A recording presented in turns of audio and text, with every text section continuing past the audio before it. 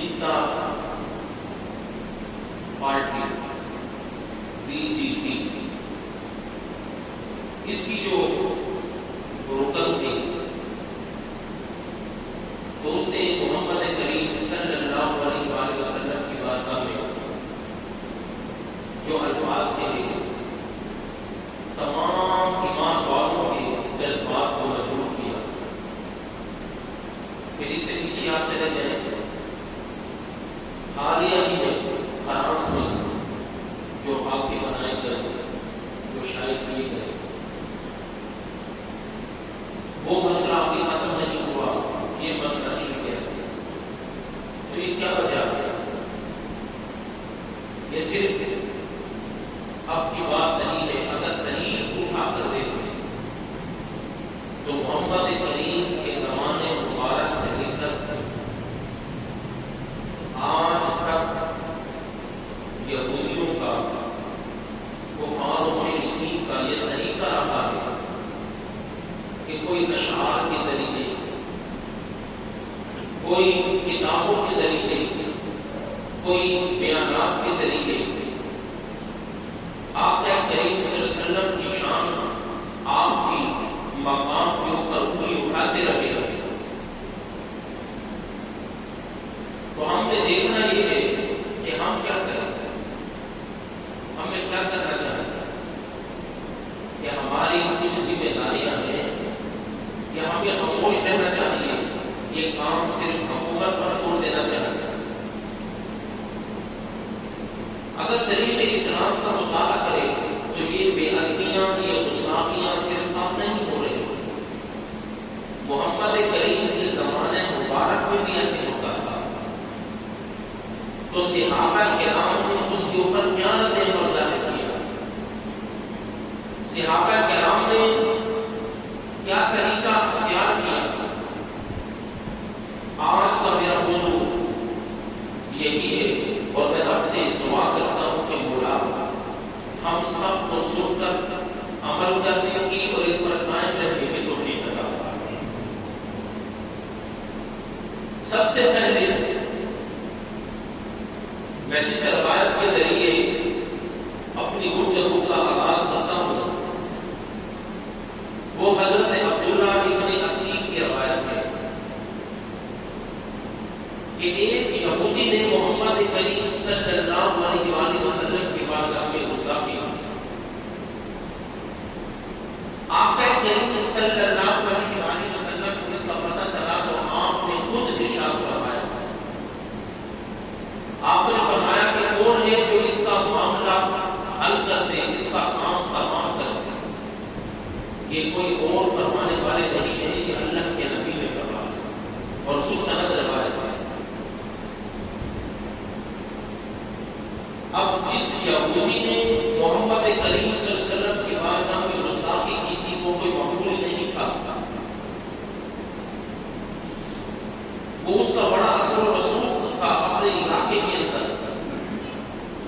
وہ روزہ میں شامل ہوتا تھا، بڑا امیر کبیر تھا. اس کے ارد گرد پہرے دار تھے. وہ ایک قلعے کے اندر رہتا تھا. اس کے سپاہی ہر وقت اس کے ساتھ رہتے تھے. اس کو اپنے سپاہیوں پر بڑا مان تھا. محمد کریم صلی اللہ علیہ وآلہ وسلم نے ارشاد فرمایا کہ کون ہے؟ حضرت عبداللہ ابن عتیق رضی اللہ تعالیٰ عنہ آگے بڑھے.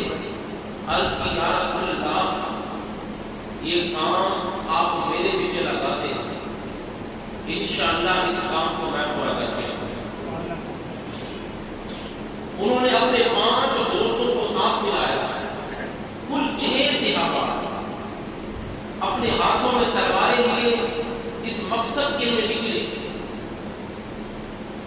کہ اس کا کام تمام کر دے، اس کو واصل جہنم کر دے. جب جانے لگے تو محمد کریم نے روکا. آپ نے فرمایا دیکھو تم جا رہے ہو لیکن کچھ باتوں کا خیال کرنا. عرض کی یا رسول اللہ کون سی باتیں ہیں؟ محمد کریم نے فرمایا اگر لڑائی شروع ہو جائے تو کسی بچے کے اوپر بات نہ کرنا. اگر آپس میں جھڑپ شروع ہو جائے کسی اور اگر آپس میں لڑائی شروع ہو جائے، ان کے مال کو ضائع نہ کرنا، جس مقصد کے لیے تم جا رہے ہو اس نے گستاخی کی ہے، بس اسی کا سر تن سے جلا کر دو، تمہارا یہی کام ہے، اور کوئی گستاخ نہیں کرنا۔ اب یہاں سے 6 صحابہ کرام رضوان اللہ تعالی علیہم اجمعین در مصطفیٰ سے روانہ ہوئے۔ حضرت عبداللہ ابن عتیق کو ان کا امیر بنا دیا گیا، سپہ سالار بنا دیا گیا۔ اب قلعے کے اندر داخل ہونا کوئی معمولی بات نہیں تھی۔ وہ 5 صحابی قلعے سے باہر وہ جھاڑیوں میں چھپ گئے۔ حضرت عبداللہ ابن عتیق جو تھے کہ بھیس بدل کر وہ اس قلعے کے اندر داخل ہوئے، اس دروازے سے وہ پار ہوئے، اور جہاں جانور باندھے جاتے تھے وہیں چھپ گئے۔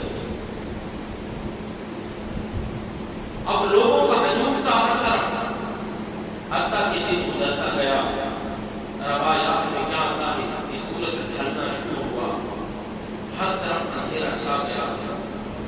اب یہ صبح کے اس جانوروں کے باڑے میں، جانوروں کی جگہ میں یہ چھپے ہوئے تھے۔ انہوں نے ہر طرف سے ماحول کو بھی چیک کر لیا، ماحول کو بھی دیکھ لیا، اور ان کو یہ معلوم بھی ہو گیا کہ وہ یہودی اس کا گھر کہاں ہے، کس جگہ پر ہے۔ وہ بلائی منزل پر وہ رہتا تھا۔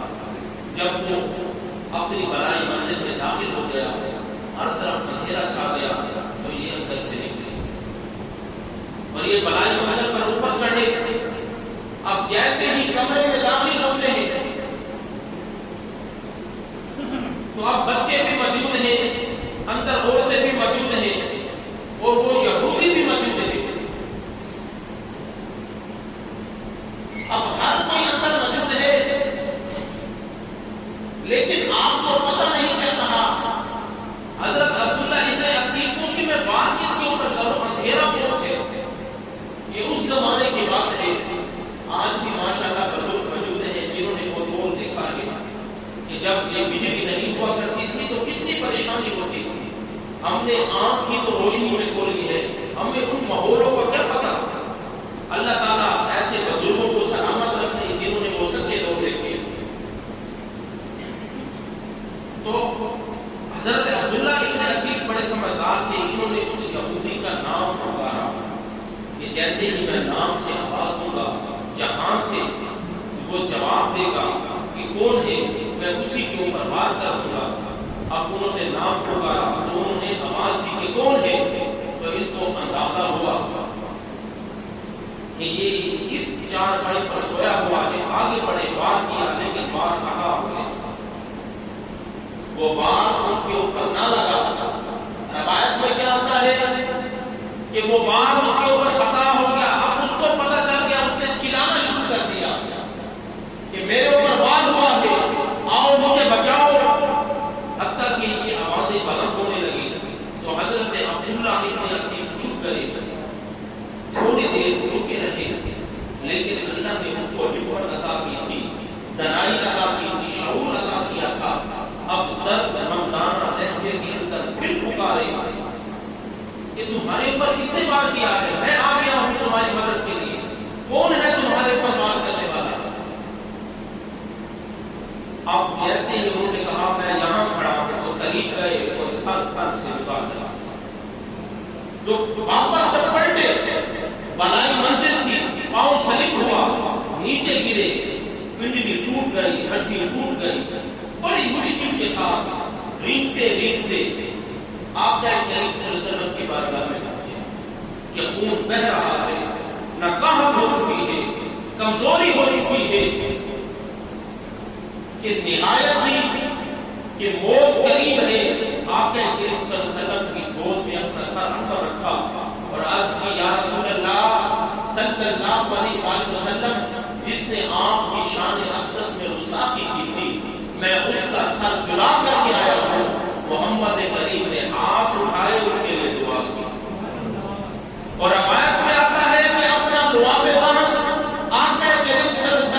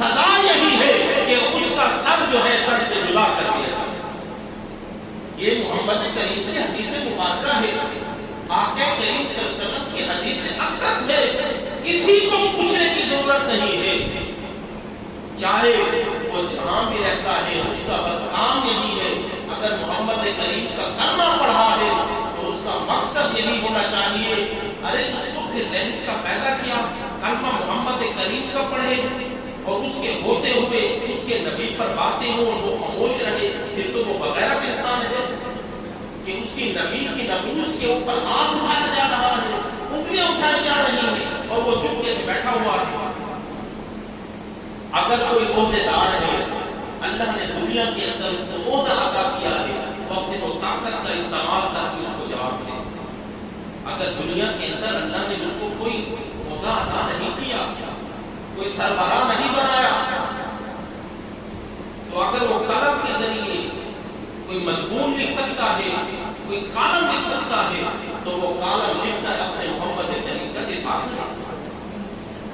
اگر وہ کالم اس کو پڑھنا لکھنا ہی نہیں آتا اور دنیا کے اندر نہ تو کوئی آفیسر ہے نہ اس کے پاس کوئی عہدہ ہے، اگر وہ ٹیچر ہے تو کم سے کم یہ تو کر سکتا ہے کہ محمد کریم کی محبت والی حدیثیں جتنے بھی اس کے اسٹوڈنٹ ہیں، جتنے بھی اس کے طالب علم ہیں، وہ ان کے سامنے آقا کریم صلی اللہ علیہ وسلم کی دفاع کی باتیں کرے، ان کو ایسی حدیثیں سنائے اور محمد کریم کی عظمت اور شان کے بارے میں بتائے، اس کا یہی حق ہے، اس کے اوپر فرض ہے۔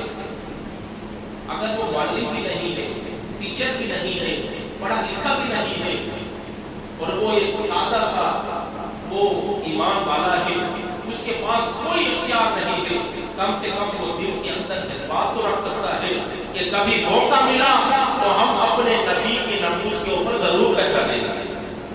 آج تو ہمارے دلوں سے یہ ایمان کا آخری جز بھی جاتا رہا، آخری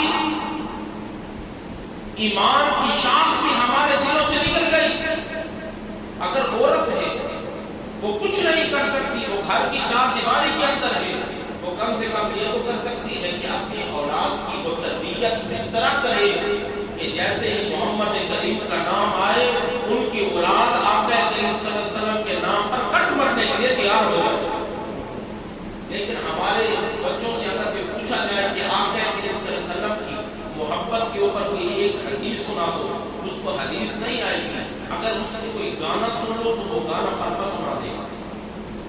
تو کل ہم اپنے نبی کو کیا جواب دیں گے جب محمد کریم کی موجود ہوں گے؟ اللہ رب العزت کی عدالت لگی ہوگی کہ تم نے اپنے بچوں کو یہی طریقوں تربیت کی، اچھی اچھی یونیورسٹیوں کے اندر، اچھے اچھے کالجوں کے اندر ان کو تعلیم دی، لیکن ان کو یہ تعلیم نہیں دی تھی کہ محمد کریم کی بے ادبی ہوتی رہے، ارے ان کی ناموس کے اوپر باتیں ہوتی رہے، لیکن تمہارے بچوں کو کوئی پرواہ نہیں ہوتی تھی، ارے وہ فلموں کے ہیرو کے نام کو سنا دیتے تھے درجنوں کے حساب سے، لیکن ایک بھی حدیث وہ آقا کی شان اور ان کی عظمت کے اوپر نہیں سنا سکتے تھے۔ اس کا کل ہم کیا جواب دیں؟ اسما نامی عورت، یہ یہودی عورت تھی، مستند روایت ہے، یہ یہودی عورت تھی، اس نے اشعار کے ذریعے محمد کریم صلی اللہ علیہ وسلم کی ناموس کے اوپر ایسی باتیں کی، ایسے اشعار لکھے کہ پورے صحابہ کا دل جو ہے وہ غمزدہ ہو گیا۔ جب وہ اشعار محمد کریم کے سامنے پیش کیے گئے اور عرض کی گئی یا رسول اللہ صلی اللہ علیہ وسلم، ہے تو عورت، یہ یہودیوں کی عورت ہے، کہ اس پہ یہ اشعار آپ کے بارے میں لکھے ہیں۔ آپ کے لیے خاموش ہو گئے۔ حضرت سالم بن سعد رضی اللہ تعالیٰ عنہ یہ صحابی رسول ہیں، لیکن روشنائی آنکھوں کی بینائی سے محروم تھے، نبینا صحابی تھے۔ اب یہ مجلس کے اندر جگہ گھر ہے جہاں وہ اشعار پڑھ کر وہ سنائے گئے، تمام صحابہ کے اندر بے چینی ہے، بے قراری ہے، یہ چپکے سے وہاں سے اٹھ گئے، اس تینوں نے کچھ نہیں کہا، چپکے سے وہاں سے اٹھے اپنے گھر گئے۔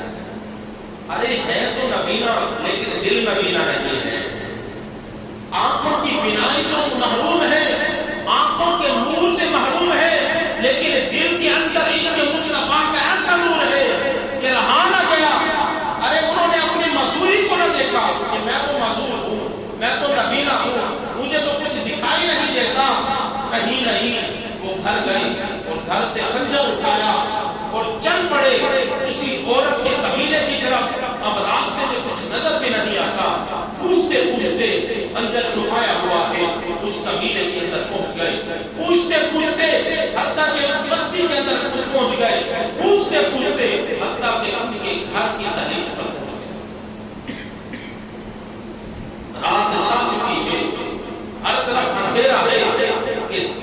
گھر کی دیوار کو کھڑا کر. یہ تھا صحابہ کا جذبہ. اور آج ہم اپنا جذبہ دیکھیں, اپنے نوجوانوں کا جذبہ دیکھیں, اپنی اولاد کا جذبہ دیکھیں. ہمارے عشق کو کیا ہو گیا؟ محمد کریم نے فرمایا لا یؤمن احدکم حتی اکون الیہ من والدہ و ولدہ والناس اجمعین. ارے نمازیں پڑھنے سے, تلاوت قرآن کرنے سے, حج و زکات دینے سے, ذکر و اذکار کرنے سے تم مومن نہیں بن جاؤ گے. ارے مومن کب بنو گے؟ جب اپنے مال سے, اپنی اولاد سے, اپنے ماں باپ سے, اپنے رشتہ داروں سے, حتیٰ کہ اپنی جان سے زیادہ جب تمہیں محمد کریم سے عشق نہ ہو جائے, تمہارے دل کے اندر ایمان آ ہی نہیں سکتا. آج ہمیں اپنی جانوں کی پرواہ ہے, چاہے ناموس کے اوپر باتیں ہوتی رہیں. اب دیوار کو کھلاتا حضرت سعدی رضی اللہ تعالیٰ عنہ نے اب تو ٹٹولتے چارپائیوں کے اوپر ہاتھ مارتے مارتے کہ رب تھا. ایسی کرنی ہوئی, ایسا اتفاق ہوا کہ اس عورت کے اوپر جا کر پہنچے, اور جا کر جب اس کا گلا پکڑا اور پکارا کہ تم اسما ہو, وہ کہنے لگی چھوڑو, ہاں میں اسما ہوں. بس یہ کہنے کی دیر تھی کہ خنجر ایسا سینے پر مارا کہ چارپائی کے نیچے تک خنجر پہنچ گیا. پھر نکالا, پھر مارا, پھر نکالا, پھر مارا, حتیٰ کہ کام تمام کر دیا.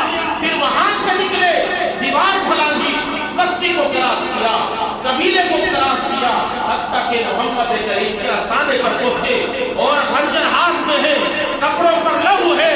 آقا کریم کی خدمت میں آئے, عرض کی یا رسول اللہ, چاہے آنکھوں سے نبی نہ ہوں لیکن دل میں نور ایمان ہے.